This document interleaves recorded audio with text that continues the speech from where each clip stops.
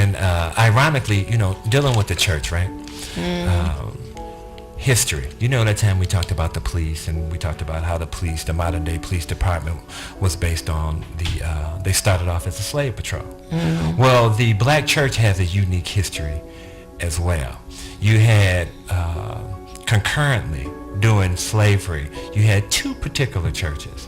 You had the standard church that we see, right? And then you had what we call the secret church and or the invisible church.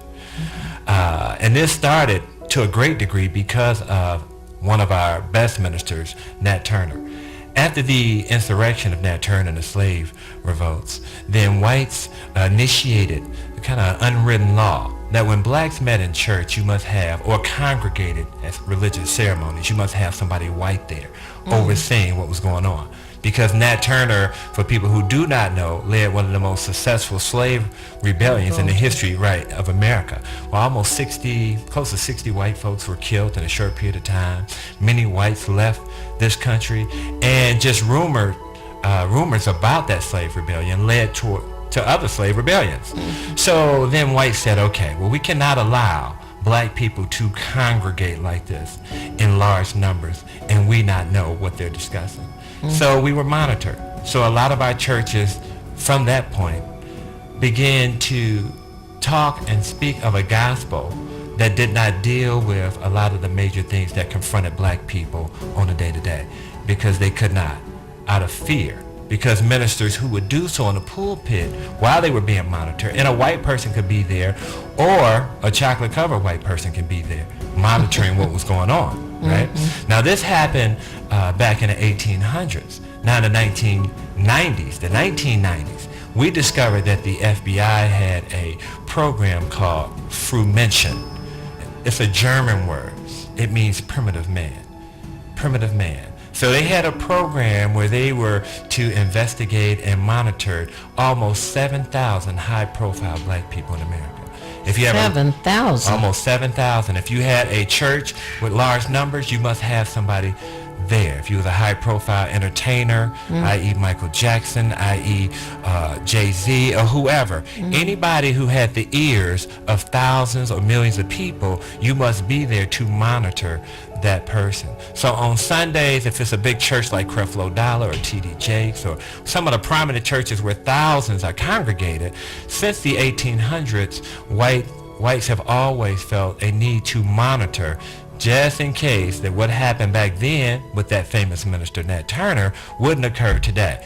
Because again, somebody can be watching this show, a pastor can take the Theo Broden's agenda into a church and galvanize and organize thousands of people, and that would be a problem to the status quo. So we had the secret church or the invisible church, people who met out in the woods and they talked about racism and dealt with slavery back then. Today, that kind of is in the barbershops today, where you can speak openly about the things that confront black people. But the church from the 1800s, to a great degree, some still spoke about what was confronting black people, but most tailored a gospel or a sermon that really didn't challenge. It was really not revolutionary to change, the status quo, to change what is. So still to today, a lot of men, and we talk a lot, i.e. whether it's the barbershop or wherever, we talk about how the school's not really teaching the truth, and a lot of us talk about how the churches aren't really teaching the truth. And it really turns away a lot of men from both institutions, schools and churches.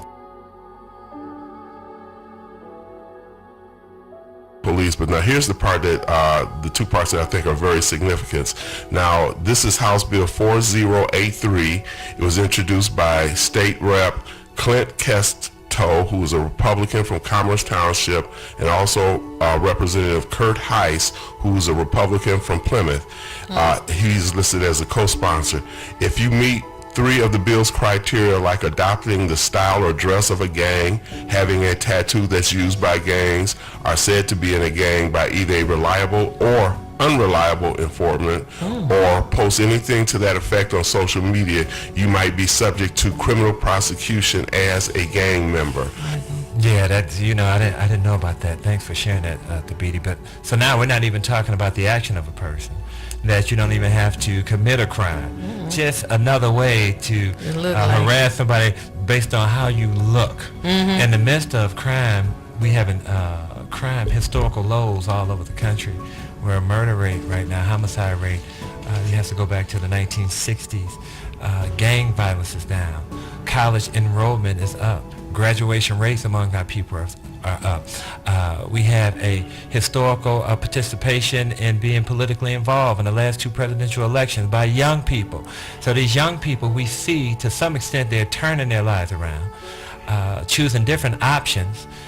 Most of the people incarcerated today are there for they're non-violent offenders today. So now we have people who typically been on the side of big prisons and who have often created legislation to find ways to lock people up so they can house and continue to make more money for people from our community. So the kids are going to school and more numbers graduating, crime is down. So now they're saying, well, if you're wearing a certain outfit, if you have a certain tattoo or these other things, then we're going to pursue legal action to try to lock you up. This is yet again just another way to abuse their legal authority.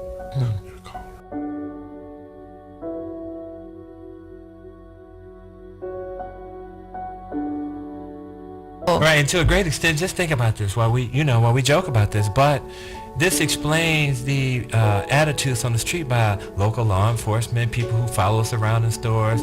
When the center of your learning, right, focuses on people who are criminal and had disdain for black people, what do you expect on these streets? Because I often ask my students, what schools do racists go to?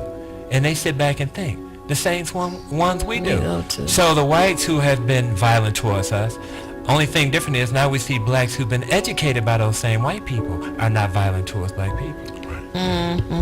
They're one of the same. And this police, and the major thing is not what they are continuing to do. It's what are we going to do in response.